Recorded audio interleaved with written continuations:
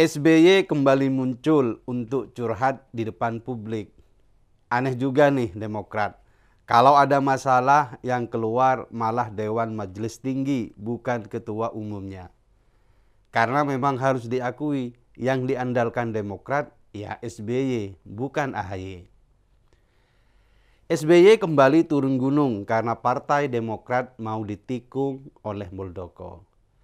Sebelumnya, Muldoko pernah mengajukan gugatan soal kepengurusan Partai Demokrat, tapi kalah. Sekarang Muldoko mengajukan peninjauan kembali ke Mahkamah Agung terkait hasil Kongres Luar Biasa atau KLB Partai Demokrat di Deli Serdang pada Maret 2021 lalu.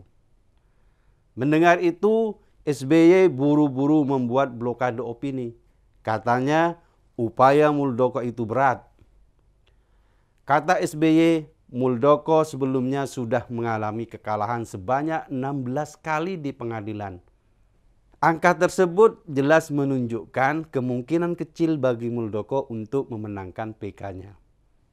Tapi SBY malah cemas soal tudingan adanya intervensi politik.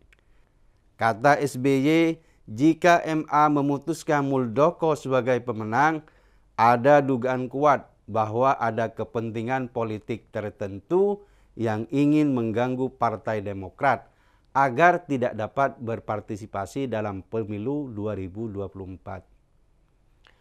Belum apa-apa udah parno aja SBY ini. Ya kalau memang secara hukum sudah kuat, mestinya anteng saja menyikapi PK Muldoko ini. Berpikir positif dan optimis, jangan menyebarkan rumor dan prasangka yang tidak benar. Rumor soal intervensi politik itu sumbernya dari unggahan media sosial Denny Indrayana, seorang pengamat hukum tata negara dan juga mantan menteri yang mengungkapkan adanya intervensi politik yang ingin mengambil alih Partai Demokrat. Buntutnya SBY ngamuk, keluarlah omongan keos dan sebagainya itu yang tujuannya ingin memojokkan pemerintah.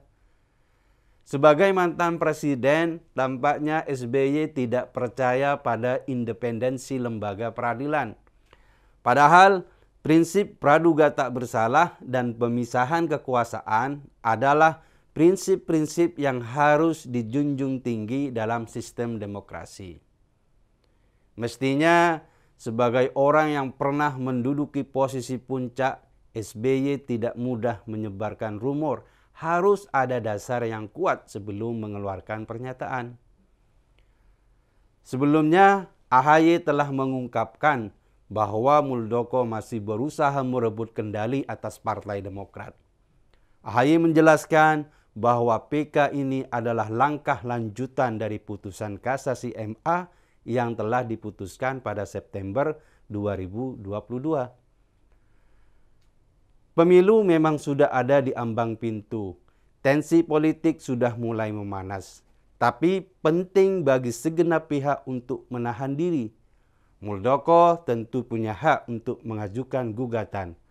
AHY sebagai ketua umum definitif juga punya hak untuk melawannya di pengadilan.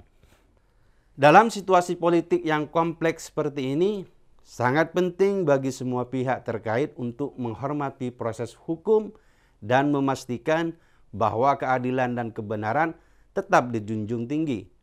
Karena jika keraguan terhadap independensi hukum itu terus meluas, akan membahayakan negara ini.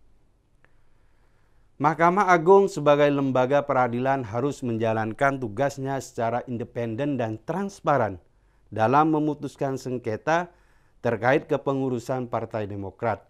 Jangan ada pihak yang dirugikan. Tapi kedua belah pihak juga harus saling bersikap legowo. Jangan menyebarkan narasi sedang dizalimi. Kalau memang ada kejanggalan hukum, buka seluas-luasnya di depan publik. Tapi sebelumnya, patuhi semua proses hukum yang ada.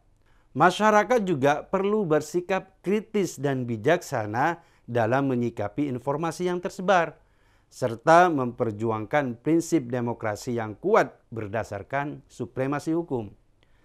Jangan sampai menjadi korban rumor politik, karena taruhannya adalah stabilitas hukum dan politik di tanah air. Ini adalah kali sekian SBY curhat lebay di depan publik. Sebagai mantan presiden, mestinya dia memberikan contoh yang baik. Jangan main drama merasa paling dizalimi. Masyarakat tidak butuh lagi drama politik yang menjemukan. Mereka sudah sibuk dengan beban hidup masing-masing yang sulit dipahami oleh keluarga Cikeas.